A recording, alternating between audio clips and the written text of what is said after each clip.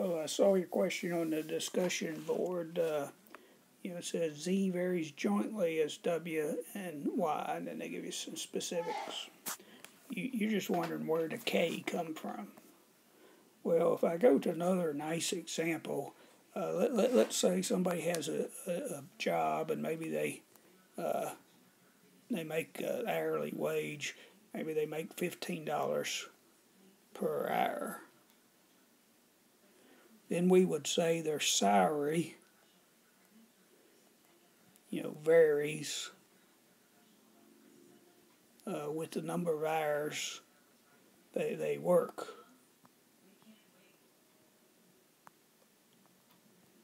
Okay, so try to make sense. Say somebody has a job where they make $15 an hour. Well, then their salary would vary with the number of hours they work, per week. And in the formula, the general formula would be y equal kx, where k here, we'll say k is the hourly wage, and x is the number of hours they work, and y is their salary.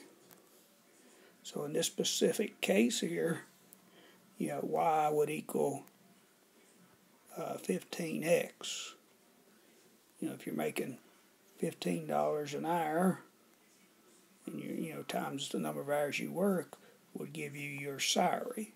So over here I'm saying x is the number of hours you work, and y is the salary. So this be an example, a nice example, I think, of you're asking where's the k come involved. Well, y varies with x here. The k is 15 in this case. Hope this helps.